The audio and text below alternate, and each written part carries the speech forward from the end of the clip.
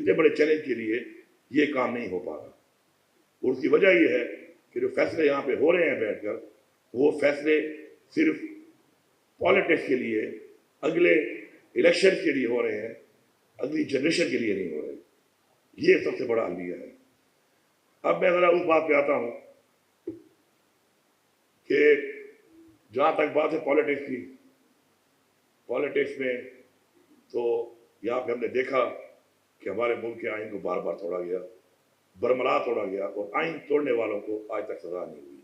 तो एक मुल्क कैसे ठीक होगा जब एक मुल्क के अंदर आइन तोड़ने की इतना बड़ा क्राइम की जो आइन को तोड़े उसको सजा ना दी जाए?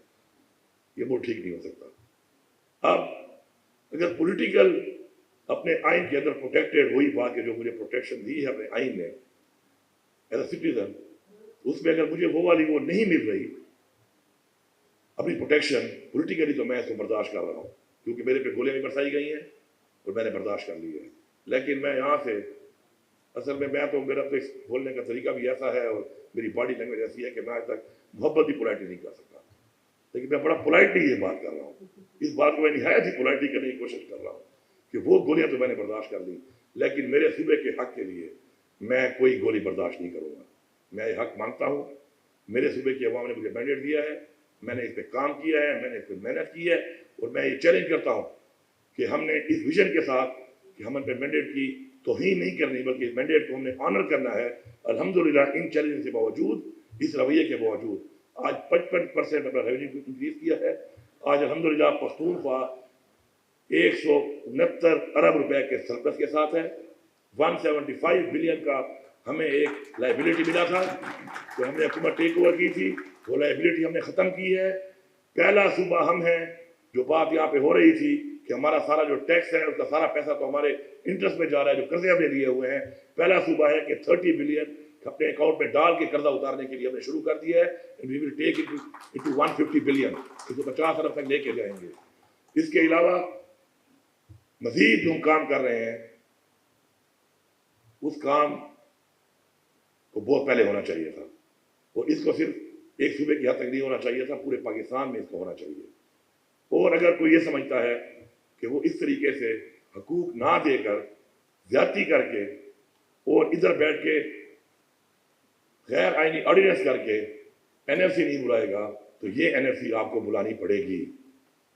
अब मैं फिर कह रहा हूं कि मैं बड़ा पोलाइटली कह रहा हूं, ये एनएफसी आपको बुलानी पड़ेगी। एपेक्स कमेटी में ये फैसला हो चुका है, और इस फैसले के मुताबिक एनएफसी आप बुलाएं।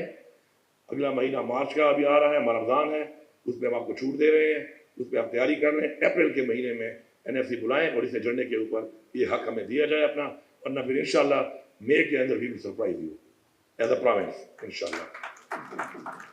अब इसके अलावा अब आ जाए कि जो भी सूबे में पोटेंशियल होता है उसके ऊपर डाका कैसे मारा गया है। क्या पख्तूनख्वा की अवाम ने जुल्म क्या किया था कि जब 18वीं तरमीम हो गई और उसमें डिवोल्यूशन हो गई, तो एक जो मेरा था पोटेंशियल वो था टोबैको का। उसको एग्रीकल्चर भी है भी क्रॉप, पैसा मुझे नहीं आ रहा क्योंकि वो 200 रुपये का पैसा है, वो पैसा उठा के अपने पास रख लिया।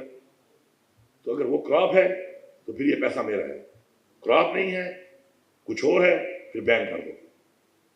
लेकिन अगर क्रॉप है तो ये पैसा मैं मांगता हूं, ये पैसा आपको देना पड़ेगा। नेट हाइडल में सस्ती बिजली बना के भी दे रहा हूं, महंगी बिजली खरीद रहा हूं, गैस भी दे रहा हूं, महंगी खरीद रहा हूं, मिल भी नहीं रही। उसके अंदर इस वक्त ये नहीं कि पहले दिया नहीं गया। 2016 में हमारी गवर्नमेंट थी, लगभग 1680 अरब रुपया था। वो 1680 अरब रुपया जो है वो उस वक्त डील करके उस वक्त के चीफ मिनिस्टर ने 80 अरब में बाकी माफ कर दिया, और 80 अरब रुपया जो है वो लेकर उसको जीरो कर दिया। आज जब मैं यहाँ पे खड़ा हूँ तो इस वक्त 2000 अरब से ज्यादा 16 से लेकर अब तक ये पैसा बन चुका है। मैं माफ भी 1 रुपया नहीं करूंगा क्योंकि ये रुपया मेरा नहीं है, ये मेरी सूबे की आवाम का है। पैसे नहीं है तो उसके मुताबिक किस्तों में दे दो, किसी और मद में दे दो, किसी सब्सिडी में दे दो, कोई रिलीफ दे दो, लेकिन देने आपको ये पड़ेंगे। ये आपने देने हैं, ये हमारा हक है और ये आपको देने पड़ेंगे। और इसके लिए भी मैं आपको बता रहा हूँ कि हमने तकरीबन सारे डॉक्यूमेंट इसके बनाए हुए हैं। हम सुप्रीम कोर्ट में भी जा रहे हैं इनको लेकर। अगर कमिटमेंट एनएफसी तो कर लिया आपने, वो तो आपको मैंने टाइम लाइन बता दी है, जो बाकियों की आपने की है, लेकिन आप उसको डिले करने के चक्करों में हैं, तो उसका भी सुप्रीम कोर्ट में जाएंगे। और सुप्रीम कोर्ट के हवाले से मैं एक बात कर लूँ कि हमारे चीफ मिनिस्टर साहब हमारे सूबे से है, मैं उनको सूबे की बिल्कुल सनद दसाइल या सूबे के होने की बुनियाद पे ये नहीं कह रहा कि वो इसका जल्द फैसला करे मेरे के ऊपर। मैं as chief minister of Pakistan जो ओथ हम लेते हैं, उस ओथ के मुताबिक मैं एक्सपेक्ट करता हूँ कि ये फैसला जल्दी आएगा और इंशाल्लाह सूबे की आवाम के हक में आएगा, सूबे को हक मिलेगा और मैं सूबे को हक दिलाने के लिए इंशाल्लाह हद तक जाऊँगा।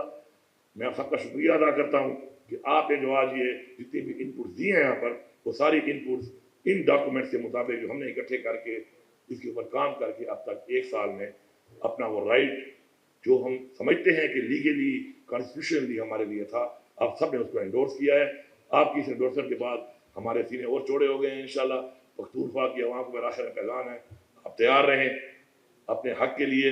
आपने हमेशा कुर्बानी दी है, इस मुल्क के लिए आपने कुर्बानी दी है, आज आप तैयार रहें आपके हक के लिए। इंशाल्लाह मैं आपको लीड करूंगा, मैं आपको लीड करके आपको हक दिलाऊंगा। और अगर किसी ने मेरे सूबे के हक के बीच में आकर मेरे पर गोली चलाई तो फिर सूबे की इंतजामिया भी सुन ले, सूबे की पुलिस भी सुन ले, सूबे के सारे अफसरान भी सुन लें और सूबे की आवाम भी सुन ले। अपने हक के लिए हमारे पे गोली चला नहीं सकता, वरना फिर अगर गोलियां चलेंगी तो फिर उससे जो नुकसान होगा उस नुकसान के जिम्मेदार वही लोग होंगे जो आज तक पाकिस्तान को याद आने के जिम्मेदारान हैं। और आज भी अगर बाज नहीं आ रहे तो उनको हमें बाज आना पड़ेगा, क्योंकि हम अपने बच्चों के लिए एक ऐसा पाकिस्तान और ऐसा पख्तूनख्वा नहीं छोड़ के जा सकते कि जो हमें नजर आ रहा है कि उनकी जिंदगी में आगे अंधेरे हैं।